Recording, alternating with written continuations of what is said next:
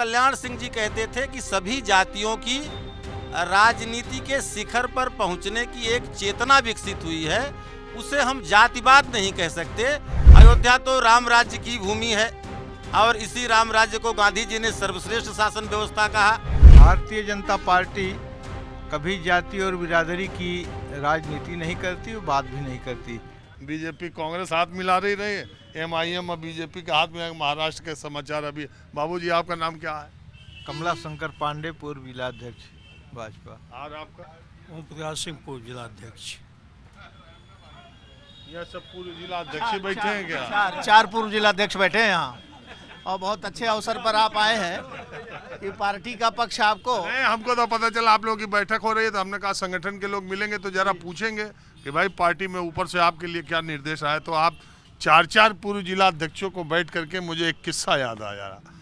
चंद्रशेखर जी ने पूर्व प्रधानमंत्री होने के बाद चंद्रशेखर जी अपने घर पर 3 साउथ एवेन्यू के सामने एक घर और भी था, तो एक लॉन में उन्होंने एक कार्यक्रम किया। मुझे याद नहीं आ रहा है कि किताब के विमोचन का या कैसे कार्यक्रम था, उसमें मैं भी था, गया हुआ था उस कार्यक्रम को कवर करने के लिए।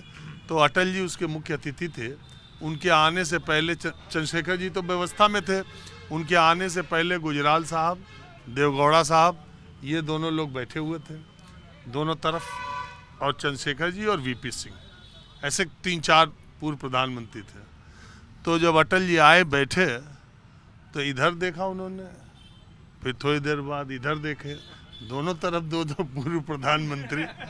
तो जैसे ही उनको माइक मिली और कुछ बोलने के लिए कहा गया तो उन्होंने फिर एक बार इधर एक बार देख के कहा कि अब समझ में आया कि पूर्व प्रधानमंत्री क्या करते हैं। तो मुझे भी अब समझ में आ रहा है कि पार्टी के पूर्व जिलाध्यक्ष क्या करते हैं। पार्टी की बैठक खत्म होती है तो फिर एक ही जगह बैठ के बात करते। अब मैं थोड़ा अब दूसरा सवाल ये पूछ रहा हूँ जो इन दिनों उत्तर प्रदेश की सियासत में बहुत चर्चा में है। वो इसलिए कि आप लोगों से बात करने से पहले गेट के बाहर आप ही के पार्टी के कुछ दूसरे पदाधिकारी थे, तो वो सब सिंह थे। यहाँ आया मैं तो मिश्रा पाणे हैं। और आजकल उत्तर प्रदेश में ये ठाकुर कुटुंब और ये ब्राह्मण विधायकों की बैठक, ठाकुरों और ब्राह्मणों में बड़ी खींचतान। अयोध्या भी एक ऐसी जगह है, मैं गया नहीं क्योंकि मैं यहाँ आज आया हूँ। अब तक राम कथा, कृष्ण कथा, भागवत कथा होती थी। यहीं के आपके बगली के कद्दावर नेता, दबदबा है दबदबा रहेगा,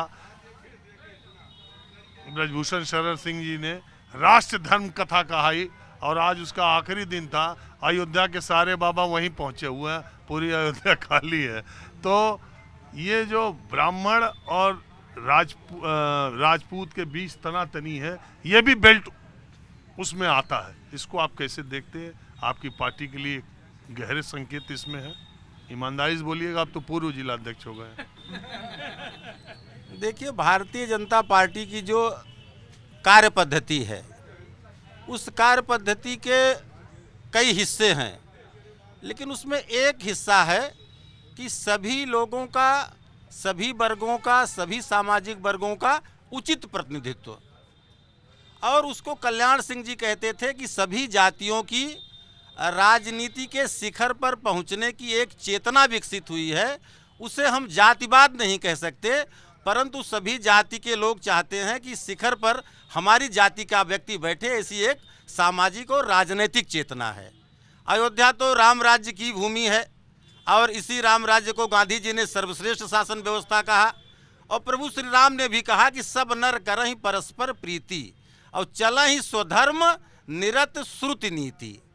तो और भारतीय जनता पार्टी के हमारे जो माननीय प्रधानमंत्री मोदी जी हैं, वो इसी बात को सबका साथ और सबका विकास के रूप में परिभाषित करते हैं। क्या कहते हैं? विधायकों की बैठकों का विषय आपने रखा, बैठकें निश्चित रूप से होनी चाहिए, लेकिन ब्राह्मण और क्षत्रिय, ओबीसी और दलित के नाम पर नहीं होनी चाहिए। बैठकें समाज के हित में, जनता के हित में, जनप्रतिनिधियों को बैठना चाहिए और समय समय पर बैठकर। आप क्या मानते हैं कि ये जातियों के आधार पर बैठकर ये विधायक अपने लिए दबाव की राजनीति कर रहे हैं या वास्तव में अपनी जाति के लिए? भारतीय जनता पार्टी कभी जाति और बिरादरी की राजनीति नहीं करती, वो बात भी नहीं करती।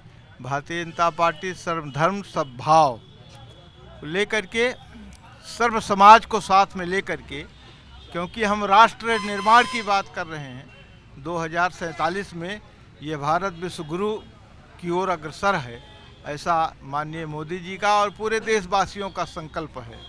तो यहाँ कोई जाति और बिरादरी का स्थान नहीं है। आप क्या मानते हैं कि ये जो SIR के जरिए वोट कटे हैं, ये भारतीय जनता पार्टी के शहरी वोटरों का नुकसान है? नहीं, ऐसा कुछ नहीं है। जो भी वोट कटे हैं वो बोगस वोट थे, वो बोगस वोट कटे हैं। जो यहाँ वोटर थे उनका वोट थोड़े कटा है।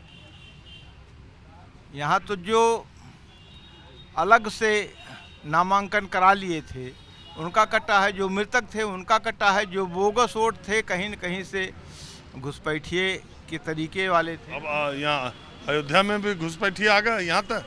अरे घुसपैठिए का मतलब केवल वो बांग्लादेशी और वैसे नहीं, घुसपैठिए का मतलब ऐसे भी जो यहाँ, जैसा भी पूर्व अध्यक्ष ने हमारे बताया कि नौकरी करने वाले लोग आए, यहाँ वोटर हो गए, फिर वो अपना चले गए, तो उनका वोट पड़ा हुआ है, तो उनका वोट कटा।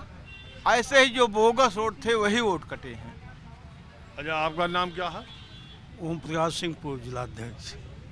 इस समय के जो जिलाध्यक्ष हैं उनका क्या नाम है? संजीव सिंह जी। राजपूते लोग चल रहे क्या? नहीं, महानगर में कमलेश श्रीवास्तव जी हैं। अच्छा, तो ये राजपूत और ब्राह्मण के बीच में खींचतान देखिए रहती तो है, ये तो मैं भी जानता हूँ। आप बोले भले नहीं सब पार्टी के लोग हैं, तो रहती है ये तो मैं जानता हूँ, लेकिन ये बताइए ये जमीन के बीजेपी के कार्यकर्ताओं में ये बात आ रही है?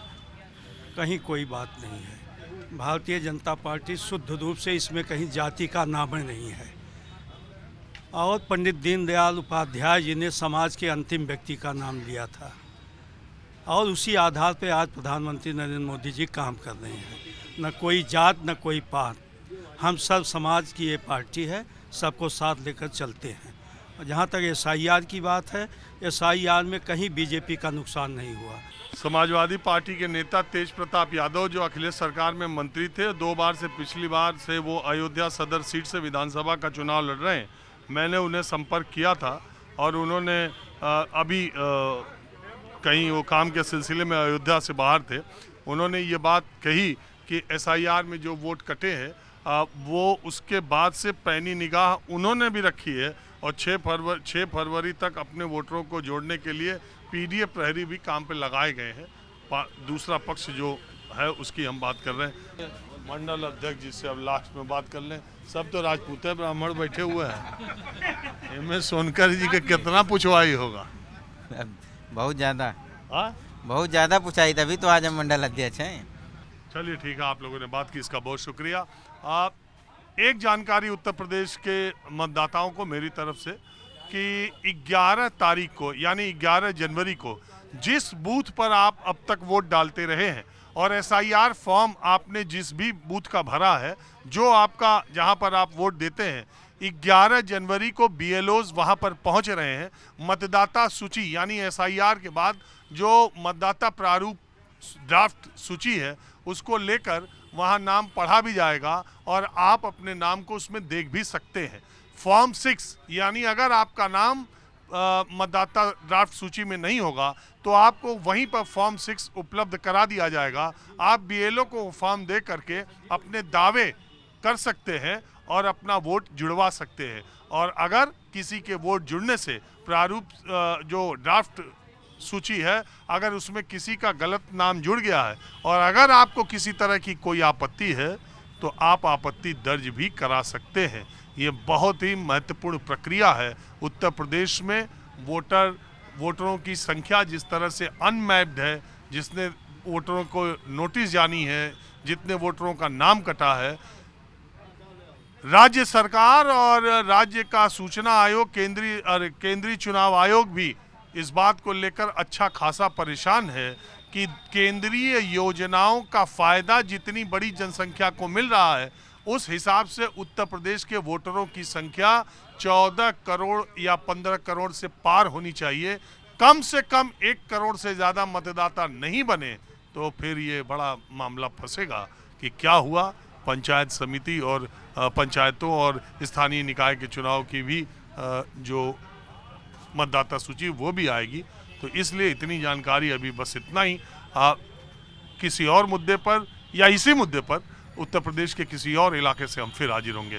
कैमरामैन उमेश सिंह के साथ राजीव रंजन, न्यूज़ 24 अयोध्या।